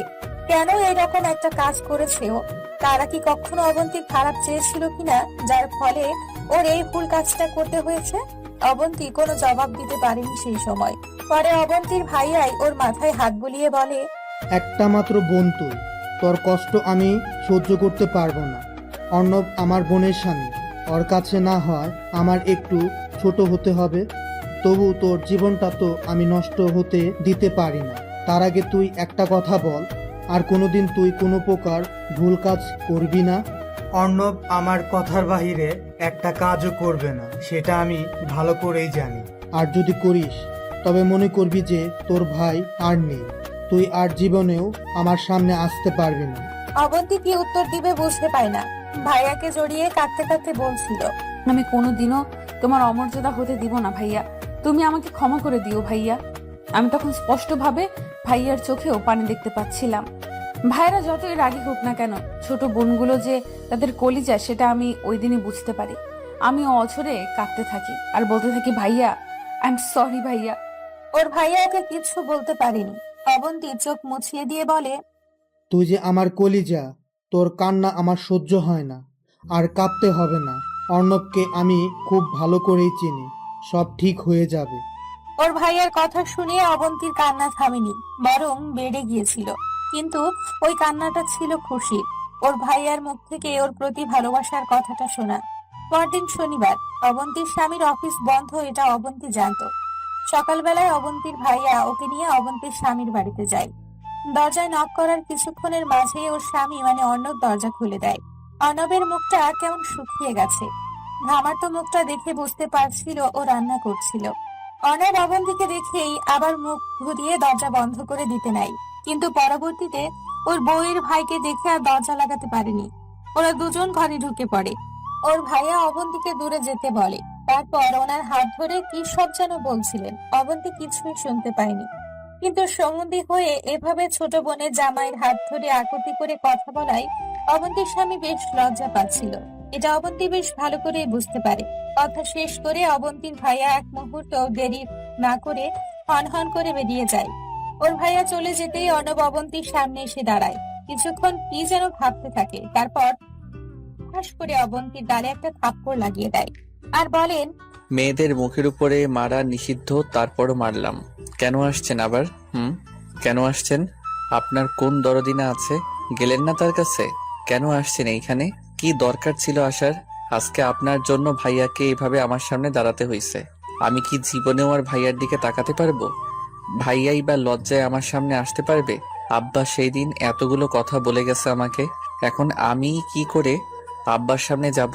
আর আব্বা জীবনে আমার সামনে দাঁড়াতে পারবে? আমি তাকালেই তো অপমানিত হবেন। কি ভাবছেন কি নিজেকে? পৃথিবীতে একমাত্র আপনিই সব বুঝেন, আর কেউ কিছু বুঝে না। আপনাকে আর কোনোদিনও এই ঘরে আনার ইচ্ছে ছিল না আমার। শুধু ভাইয়ার দিকে তাকিয়ে আমি কিছু বলতে পারিনি। তবে মনে রাখবেন, আসছেন এ বাড়িতে থাকেন, কোনো সমস্যা নেই, কিন্তু ভুলেও আমার কোনো খাদেমদারি করতে আসতে হবে না। এতদিন যেমন ভাবে চলে আসছি বাকি দিনও চলতে পারবো। অতঃপর অবন্তীকে কিছু বলার সুযোগ না দিয়ে রান্নাঘরে চলে যায়। অবন্তী যে জীবনে কি জিনিস হারিয়েছে তা তখনই বুঝতে পারে। কত আদর, আহ্লাদ, ভালোবাসা হয়তো ওর জন্য ছিল, কিন্তু ক্ষণিকের ভুলে অবন্তী সব হারিয়েছে। বাবা মার সামনে অবন্তী অপরাধী হয়ে গেল। অবন্তীর ভাইয়াকে ওর জন্য নিজের ছোট বোনের জামাইয়ের কাছে ছোট হতে হলো। আর ওকে এত ভালোবাসতেন তিনি, সেও অবহেলা করে চলে গেলেন। তবুও অন্য কেউ হলে হয়তো বা আর কোনো দিনও এ বাড়িতে মাথা গোজার ঠাঁইটুকুও পেত না। কিন্তু অর্ণব তো তবুও ওকে অন্তত ঠাঁই দিয়েছে, তাতেই ও খুশি ছিল। ওই দিনের পর থেকে আর কখনো ওর ভালোবাসাটুকু পায়নি, কখনো সুযোগ পায়নি ওর বুকে একটু মাথা রাখার। ঘুমের মাঝে ও একবারের জন্য জড়িয়ে ধরতে পারিনি, একটিবারের জন্য ও কাঁধে মাথা রেখে কাঁদতে পারিনি। অর্ণব বিছানায় ঘুমাতো না ওর স্পর্শ পাবে বলে, সেই আগের মতোই সোফাতেই ঘুমিয়ে পড়তো। কতবার চেষ্টা করেছে ও ফ্লোরে বসে অন্তত অর্ণবের হাতে মাথা রেখে ঘুমাতে পারেনি। কখনো ঘুম থেকে উঠে ধমকাতে একটুও দেরি করেনি ও। কতবার চেষ্টা করেছে ও পা ছুঁয়ে ক্ষমা চাইতে, কিন্তু একটিবারের জন্যও অর্ণব ছুটে পর্যন্ত দেননি। অবন্তীর ভেতরে কষ্টগুলো পাহাড়ের মতো বিশাল হতে থাকে।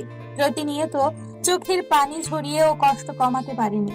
মাঝে মধ্যে মাঝরাতে উঠে চুপ করে ফ্লোরে বসে থাকতো, এক দৃষ্টিতে ওর ঘুমন্ত চেহারার দিকে তাকিয়ে থাকতো। ও বলে কত সুন্দর একটা মুখ ছিল আগে, অবন্তী যাওয়ার পর একদম শুকিয়ে গেছে। অবন্তী ভাবছে কখনো রান্না করেনি সে, ওই কটা দিন কি খেয়ে বেঁচে ছিল তা আল্লাহ তাআলাই ভালো জানেন। ওভাবে কখনো ঘন্টার পর ঘন্টাও বসে থাকতো, চোখ থেকে পানিগুলো গাল বেয়ে বেয়ে পড়ে গলা পর্যন্ত ভিজিয়ে দিত ওর। অবশেষে ক্লান্ত হয়ে আবারও ঘুমিয়ে যেত অবন্তী। একদিন রাতে অর্ণব অফিস থেকে ফিরতে খুব দেরি করছিল, টেনশনে ওর বুক শুকিয়ে আসছিল।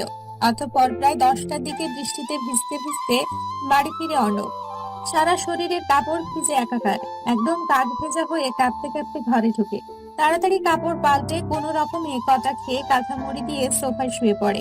রাতে প্রচুর জ্বর আসে, আধ ঘুমে গোঙাতে গোঙাতে আবল তাবল বকতে থাকে। ও ঘুম থেকে উঠিয়ে কাঁধে ভর দিয়ে সোফা থেকে কোনো রকমে বিছানায় নিয়ে আসে। শরীর জ্বরে পুড়ে যাচ্ছে যেন। মাথার নিচে পলিথিন দিয়ে মাথায় প্রায় 2 বালতি পানি দিয়েছে। তারপর জ্বর কিছুটা কমে আসে। ভেজা বালিশ থেকে মাথা সরিয়ে অবন্তী পায়ের ওপরে শুইয়ে দেয়। রাত তখন প্রায় 2টা বাজে।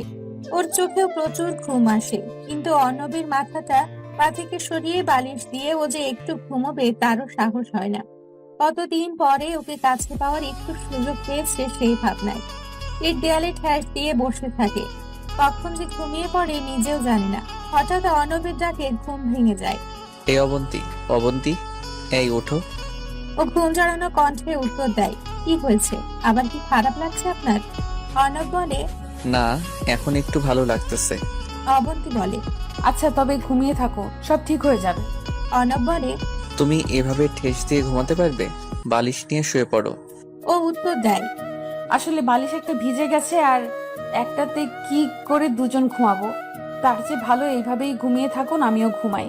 আর কোনো কথা না বলে ও উঠে বালিশ নিয়ে শুয়ে পড়ে। আর একটু পরে অবন্তীকে টেনে শুয়ে দেয়।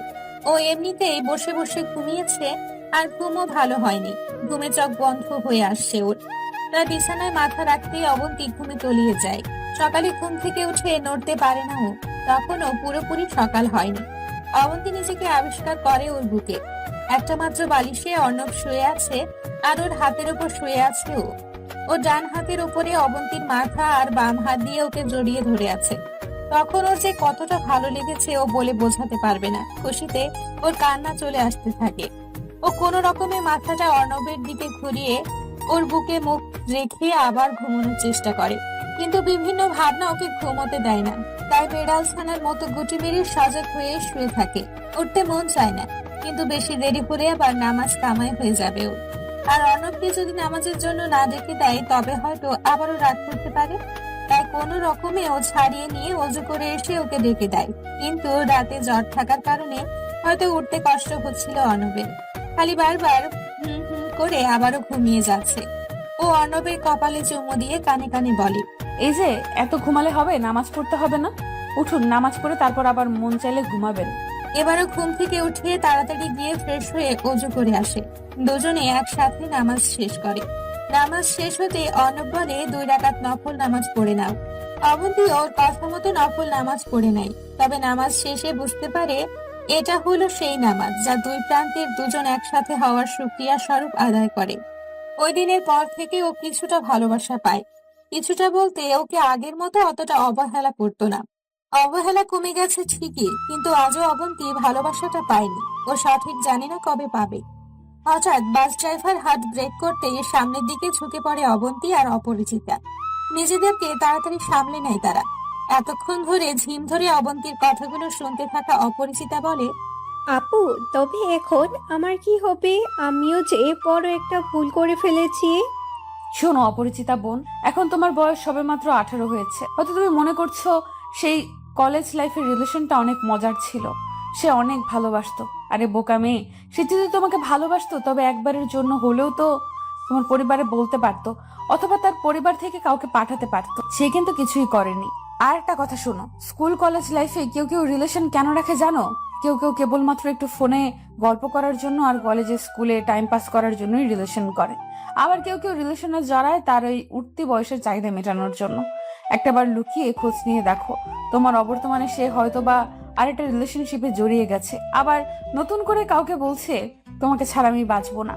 তুমি হয়তোবা এখন আমাকে বলবে, আমি যে তোমাকে এত জ্ঞান দিচ্ছি, আমি কেন তবে ওই ভুলটা করেছিলাম?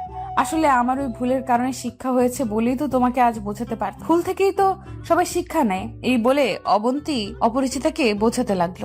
অপরিচিতা বলে উঠল, আপু, আমি যেমন 2 বছরের সম্পর্কের মায়ার জড়িয়ে গেছি, সে কি জড়িয়ে যায়নি?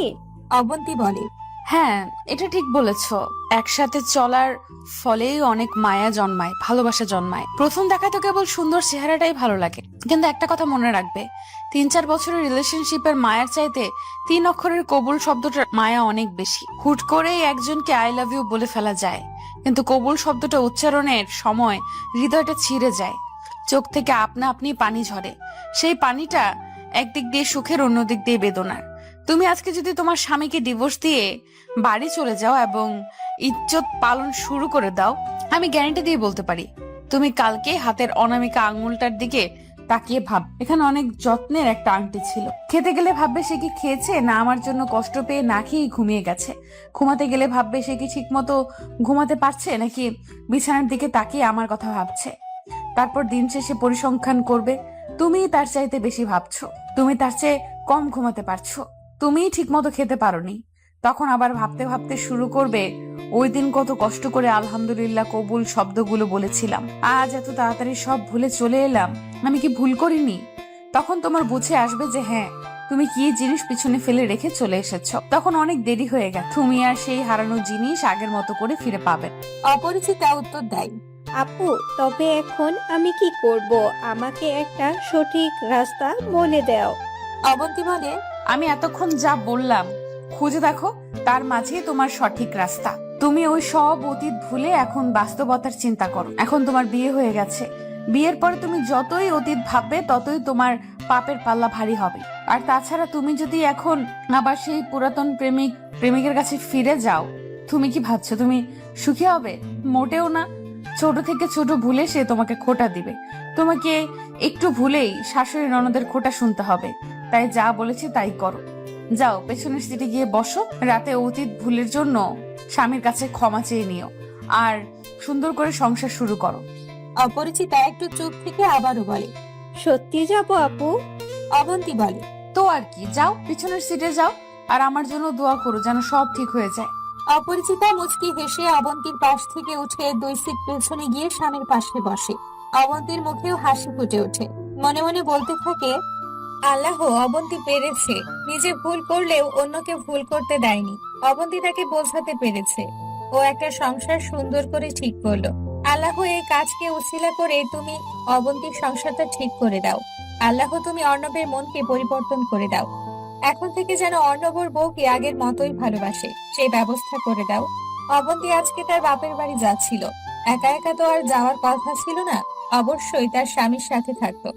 আসার সময় স্বামীকে অনেক বলেছিল, কিন্তু তার স্বামী অর্ণব বলে, দেখো, আমি কোন মুখ নিয়ে তোমাদের বাড়িতে যাব? আমি পারবো না। আব্বা আমাকে দেখলে অপমানিত হবেন, আম্মা আমাকে দেখলে অপমানিত হবেন। আমি কারোর দিকে মুখ তুলে তাকাতে পারবো না, কারণ মুখ তুলে তাকালেই তারা অপরাধ বোধে ভুগবেন। আমি চাই না ওনাদের অপমানিত করতে। তার চেয়ে ভালো তোমার যেতে মন চাই যাও, আমি গাড়িতে তুলে গিয়ে আসি।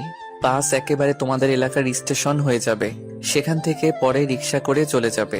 অবন্তী আর কিছুই বলতে পারে না, কারণ তার বোঝা হয়ে গেছে, কি ভুল সে করে ফেলেছে। তাই কেবল মাথা ঝাঁকিয়ে সম্মতি জানায়।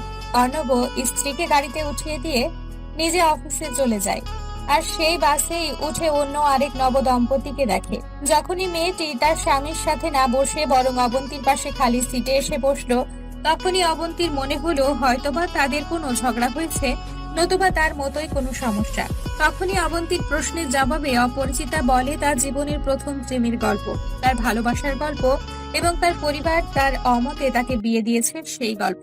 অবন্তী অপরিচিতার ভুলটা বুঝতে পেরে নিজের জীবনের তিক্ত অভিজ্ঞতার কথা বলে অপরিচিতাকে বোঝাতে সক্ষম হয় যে আসলে বিয়ের সম্পর্কটাই আসল সম্পর্ক। অবন্তীর স্টেশন এসে পড়ে, তাই নামতে যায়। তখন খেয়াল করে পেছনের সিটে তাকিয়ে দেখে অপরিচিতা তার স্বামীর কাঁধে মাথা রেখে বসে আছে। নিজের অজান্তেই হাসি ফুটে ওঠে অবন্তীর ঠোঁটে। বাস থেকে নেমে রিকশায় উঠে রিকশায় বসে ভাবতে থাকে ও কত কিছু হারিয়ে ফেলেছে। আজ হয়তোবা অর্ণব সাথে আসলে ও এমন করে অর্ণবের কাঁধে মাথা রেখে প্রকৃতির সৌন্দর্য উপভোগ করতে পারত। ওর বাপের বাড়িতে সবাই জিজ্ঞেস করে, জামাইকে নিয়ে আসলি না কেন? অবন্তী নিজের চেহারা যথাসম্ভব স্বাভাবিক রেখে বলে, আসলে ওনার আজকে নাকি গুরুত্বপূর্ণ কাজ আছে, তাই আসেন, পরে আসবে। কিন্তু অবন্তীর ভাবি বুঝে ফেলে যে অবন্তী মিথ্যে বলছে। রাতে খাওয়া দাওয়ার পরে অবন্তীকে জিজ্ঞেস করে, অবন্তী, তোমার জামাই কি এখনো রাগ করে আছে নাকি? আজকে আসলো না কেন? অবন্তী ভাবির কাছে কিছুই লুকোয় না, সব বলে দেয়। অবন্তীর ভাবি ওকে সান্ত্বনা দিয়ে বলে, কেঁদো না, সব ঠিক হয়ে যাবে। একটা বাবু হলে দেখবে সব ঠিক হয়ে যাবে। দেখো নাই, তোমার ভাইয়া আগের সাথে কথা কত রাগ দেখাতো, কিন্তু যেদিন শুনেছে আমার বাবু হইব ওই দিন থেকে তো আমি যা বলি তাই শোনে। আগে তরকারিতে একটু নুন কম বেশি হলেই রাগারাগি করতো, আর ওই দিন তরকারিতে ভুলে নুন দেই নাই, কিন্তু চুপচাপ কষ্ট করে খাইয়া নিছে। খাওয়া শেষ কইরা তারপর বলছে এই তরকারিতে নুন মনে হয় কম হয়েছে। পরে তো আমি দেখি যে লবণ দেয় নাই। আমি পরে যখন কইলাম ফোনে নুন ছাড়া তরকারি কেমনে খাইছেন, একবার বললেও না। পরে তোমার ভাইয়া বলতেছে তুমি সারাদিন এত কষ্ট করো, এই গরমের মধ্যে রান্না করো, আর আমি একটু কষ্ট করে না হয় খেলাম। পুরুষ মানুষের এমনই রাগ বেশি। কিন্তু দেখো, বাবু হইলে তখন আর রাগ করতো না। তুমি যা কইবা তাই শুনবো। অনেক পুরুষ বলে, একবার চিন্তা করি বউ এটা ডিভোর্স দিয়া আবার বিয়ে করবো, খালি পোলাটা মাইয়াটার দিকে চাইয়া পারি না। তাদের বলি, ভাই আপনার পোলা মাইয়াটা কিন্তু আপনার স্ত্রীর কারণেই হয়েছে, সুতরাং সন্তানের চেয়ে সন্তানের মাকে অধিক ভালোবাসতে শিখুন। অবন্তী মনে মনে ভাবে উনি তো এখনো আমাকে ভালোই বাসেন না ঠিক মতো, আবার বাবু। অবন্তীর ভাবি বলে, অবন্তী হয়েছে, এখন আর চিন্তা করাতে লাগবে না, যাও গিয়ে ঘুমাও। আমিও জায়গা, তোমার ভাই মশারি ছাড়াই শুইয়া রইছে। যেই মশা, যাই আমি গিয়ে তোমার ভাইরে মশারি টাঙিয়া দিতে হইব বলেই আমি চলে যাই। অবন্তীও নিজের মতো মশারি টানিয়ে শুয়ে পড়ে। তারপর স্বামীকে ফোন দিয়ে খাওয়া দাওয়ার খোঁজ নিয়ে ঘুমিয়ে পড়ে। দুদিন পর অবন্তীর আর বাপের বাড়িতে মন বসে না, খালি ভাবের কথাগুলো চিন্তা করে। স্বামীকে ফোন দিয়ে বলে এসে নিয়ে যেতে, কিন্তু অর্ণব আসবে না জানিয়ে দেয়। কোনো ভাবনা অন্তর না পেয়ে অবন্তীর বাবাকে বলে ফেলে, আব্বু তুমি একটু বলো, না হলে উনি আসবে না। অবন্তীর বাবা লজ্জার সত্ত্বেও কোনো রকমে মেয়ে জামাইকে কল দিয়ে বাড়িতে আসার কথা বলে। অর্ণব ওর শ্বশুরের কথা ফেলতে পারলো না, অবন্তীকে নিতে চলে আসলো। খাবার টেবিলে যখন সবাই একসাথে খেতে বসলো, অর্ণব একবারও মাথাটা উঁচু করতে পারলো না, সাথে তার শ্বশুরের সাথে চোখাচোখি হয়ে যায়। বিকালে স্ত্রীকে নিয়ে বাড়ি ফিরে আসলো অর্ণব। রাতে ঘুমোতে যাওয়ার আগে অবন্তীকে সাজতে দেখে প্রশ্ন করে, এই রাতের বেলায় সাজগোজ করার মানেটা কি? অবন্তী একটু লজ্জা মাখার সুরে বলে, খুব ইচ্ছে হচ্ছিল তাই। অর্ণব আর কিছুই না বলে শুয়ে পড়ে।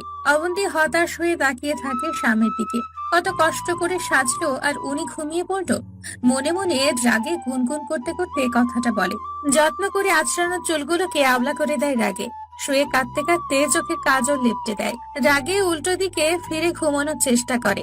হঠাৎ করেই অর্ণব পেছন থেকে জড়িয়ে ধরে কানে কানে বলে, এত রাগ করলে কি চলে? আবেগী স্বরে উত্তর দেয় অবন্তী, কি করব, তবে কত কষ্ট করে সাজলাম আমি, আর আপনি কিনা ঘুমিয়ে যাচ্ছেন। তা এত রাতে সাজগোজ করার মানেটা কিন্তু বুঝলাম না। কেন সেজেছি তা যে আপনি বোঝেন না? আমার একা একা ভালো লাগে না। আপনি তো সারাদিনই অফিসে থাকেন, আর আমি বাড়িতে সারাদিন একা একা থাকি, আমার বোরিং লাগে। তা ওই একা থাকার সাথে এই সাজুগুজুর কি সম্পর্ক? কোনো সম্পর্ক নেই, আমার মন চাইছে তাই সেজেছি। ন্যাকামি করে কিছু যেমন বোঝে না, আপনার শুনতে হবে না কিছু। বলে একটা কৃত্রিম রাগ দেখিয়ে উল্টো পাশ ফিরে সই। অর্ণব অবন্তীর রাগ দেখে হেসে ফেলে। অবন্তীকে পেছন থেকে জড়িয়ে ধরে বলে, এই শোনো না, আমাদের যদি একটা ছোট্ট মেয়ে থাকতো তবে কত ভালো হতো তাই না? সারাদিন দৌড়াদৌড়ি করতো, কত ভালো হতো তাই না? অবন্তী মুখ ঘুরিয়ে অর্ণবের বুকে মাথা রাখে। বেড়াল ছানার মতো ওই বুকের সাথে মিশে গিয়ে বলে, একটা কথা বলবো আপনাকে। বলতে থাকো। জানি না আপনি বিশ্বাস করবেন কিনা, তবুও বলি। আমার আর ওর মধ্যে যদিও 2.5 বছর একটা সম্পর্ক ছিল, কিন্তু কসম করে বলতে পারি আমাদের মধ্যে কোনো খারাপ সম্পর্ক ছিল না। অবন্তী, এখন ওসব কথা থাক। সবকিছু আপনাকে না বললে যে আমার ভেতরে শান্তি হচ্ছে না। আমার বুকটা ফেটে যায় যখন আপনি আমার সাথে ঠিকমতো কথা না বলেন। আমি অবশ্যই মানছি আমি যা করেছি তার কোনো ক্ষমা নেই, তবুও বলি প্লিজ বিশ্বাস করুন, আমাদের 8-10টা রিলেশনশিপের মতো আমাদেরটা ছিল না। আমরা অ্যাটলিস্ট কোথাও একসাথে ঘুরতে পর্যন্ত যাইনি। আমার ভুলগুলো আমি অবশ্যই মেনে নিয়েছি, কিন্তু প্লিজ আপনি কখনো আমাকে চরিত্রহীন বলে মনে করবেন না। অবন্তী, চরিত্রহীন কথাটা হয়তো ছোট, কিন্তু এর মানে অনেক বিশাল। আমি কখনই হয়তো তোমাকে এই কথাটা বলতে পারবো না। যদি এই কথা বলতে পারতাম তবে কখনই তোমাকে ফিরিয়ে আনতাম না। অবন্তী থাকো, আগে যা হয়েছে তা ভুলে যাও। শুধু এতটুকুই মনে রেখো, আমি সত্যিই তোমাকে অনেক ভালোবাসি, অনেক। তাই অন্তত এমন কথা আমার সামনে বলো না যাতে আমি কষ্ট পাই। আপনি যে আমাকে ভালোবাসেন এটা আমি খুব ভালো করেই জানি। ইনফ্যাক্ট আমি কোনোদিন আপনাকে এতটা ভালোবাসতে পারবো কিনা জানি না। এত ভালোবাসার পরেও কেন তবে আমাকে দূরে রাখেন? জানি না কেন, কেন জানি একটু রাগ জমে গেছিল তোমার প্রতি। এটাকে রাগ বলে না, ঘৃণা বলে। আপনি আমাকে অনেক ভালোবাসতেন, তাই আমি যখন আপনাকে একটুও ভালোবাসিনি তখন আস্তে আস্তে আপনার কষ্ট লাগতে থাকে, আর সেই কষ্ট থেকে আস্তে আস্তে আমার প্রতি ঘৃণা জন্মে গেছে। যখনই আমি চাই যে একটু আপনার বুকে মাথা রাখবো, তখনই আমার স্পর্শটা পর্যন্ত আপনার ঘৃণা লাগতে থাকে। জানেন আমার কতটা কষ্ট হয়? হয়তো আপনি বলবেন, সবাই বলবে যে আমি অন্য কোথাও যেতে পারিনি বলেই এসে আপনার কাছে ঠাঁই নিয়েছি। আমিও এটা অনেকটাই মানি, কিন্তু বিশ্বাস করুন আমিও অনেক ভালোবাসি আপনাকে। আপনার প্রতিও আমার অনেক মায়া ছিল, কিন্তু কেন জানি না আমি শয়তানের কাছে হেরে গেলাম। আমি পারিনি সব ভুলে আপনার বুকে মাথা রাখতে। অর্ণব কাঁদতে কাঁদতে বলে, আমার মা শেষ মুহূর্তে এসে শুধু তোমার জন্য কষ্ট পেয়েছে অবন্তী। মা আমাকে ভরসা করার মতো কারো কাছে রেখে যেতে পারেনি, এই জন্য কষ্ট পেতে পেতে মারা গেছে। অবন্তী, মায়ের জন্য কি তোমার একটু মায়া লাগেনি? অবন্তী ডুকরে ডুকরে কাঁদতে কাঁদতে হঠাৎই পাগলের মতো কাঁদতে কাঁদতে বলতে থাকে, মা আমাকে এত ভালোবাসতো, আমাকে এত আদর করতো। আমাকে যেদিন বলেছিল তুই তো আমার মেয়ের মতোই, সেদিন থেকেই উনি আমার কাছে নিজের মায়ের মতোই হয়ে গিয়েছিল। জানি না তবু কেন আমি মাকে এতটা কষ্ট দিলাম। ওই কথা মনে পড়লে আমার কলিজাটা ছিঁড়ে যায়। আজও ওই ঘরে গেলে আমার চোখে ভেসে ওঠে, উনি হাসতে হাসতে বলছেন তুই তো আমার মেয়ের মতোই। অবন্তী আর বলতে পারে না, পাগলের মতো কাঁদতে থাকে। অর্ণব অবন্তীকে শক্ত করে জড়িয়ে ধরে বলে, প্লিজ আর বলো না, একটু শান্ত হও, নয়তো শরীর খারাপ করবে। অবন্তী একটা ভীতু বিড়ালের বাচ্চার মতো করে স্বামীর বুকের সাথে লিপতে থাকে। একটু পর পর ফুপিয়ে ফুপিয়ে কাঁদতে থাকে। বেশ অনেকক্ষণ পরে অবন্তীকে চুপ থাকতে দেখে অর্ণব বলে, এই অবন্তী, ঘুমিয়ে গেছো? না, আর কতক্ষণ এভাবে থাকতে দিন না প্লিজ। এভাবে শক্ত করে ধরবেন আমাকে, যেন এতদিনের সব কষ্ট মিশে যায়। অবন্তী, তোমার কি হয়েছে বলো তো? আচ্ছা শোনো, আজকে থেকে আর অতীতের কোনো কিছু নিয়ে ভাবতে হবে না, কেমন? আর এই কয়দিনের জন্য দুঃখিত, আর বকা দিব না তোমাকে। সত্যি এভাবে আগলে রাখবেন তো সব সময়? একটা কথা দিবেন? আবার কি কথা? আজকের পর থেকে আমি যদি কোনো ভুল করি তবে আমাকে প্রয়োজনে যতক্ষণ ইচ্ছা মারবেন, কিন্তু আমাকে আপনার থেকে দূরে যেতে দেবেন না। আচ্ছা ঠিক আছে, এবার বলো ছাদে যাবে? আজকে অনেক সুন্দর একটা চাঁদ উঠেছে।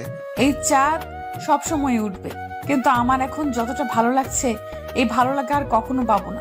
অর্ণব মুচকি হেসে বলে, এভাবেই সবসময় থাকবে তো? যদি আবার কখনো আমাকে ছেড়ে যাও আমি হয়তো বাঁচবো না। সে দিনটা পৃথিবীর ইতিহাসে আর কখনো আসবে না। যতদিন বেঁচে আছি এভাবে পাশে থাকবো, বিনিময়ে শুধু একটু ভালোবাসা দিবেন। অর্ণব আর কিছু না বলে অবন্তীর কপালে একটা গাঢ় চুমু দেয়। অবন্তী যেন তার জীবনের সবচেয়ে বড় কিছু পায়। সে গুটি মেরে আবারও মিশে যায় স্বামীর বুকে। স্বামীর গেঞ্জি দিয়ে চোখ মুছতে মুছতে ভাবতে থাকে, এর চেয়ে সুখ আর কি বা হতে পারে। আর আমি কি না অবৈধতায় সুখ খুঁজেছিলাম? সে অর্ণবের কানে কানে বলে, খুব ভালোবাসি, কখনো ছেড়ে যাব না, শুধু এভাবে একটু আদর দিও। পৃথিবীর দু প্রান্তের দুটো মানুষ একত্রে মিলিত হলে হয়তো এভাবেই একে অপরের সাথে জড়িয়ে যায়। তারা তখন চাইলেও একে অপরের থেকে দূরে থাকতে পারে না। কোনো এক অজানা সুতো তাদের বেঁধে রাখতে চায়। হয়তো সেটা সেই 3 অক্ষরের শব্দ কবুল। এই শব্দটা উচ্চারণ করতে যেমন কষ্ট হয়, ঠিক তেমনি এটা ভেঙে আলাদা হয়ে যাওয়াটাও হয়তো কষ্ট। পরিশেষে একটা কথায় বলা যায়, অবৈধতার সুতোই বাধা পড়ার আগে প্রিয়জনদের এই বৈধ ভালোবাসার সুতোই বেঁধে দিতে চেষ্টা করুন। হয়তো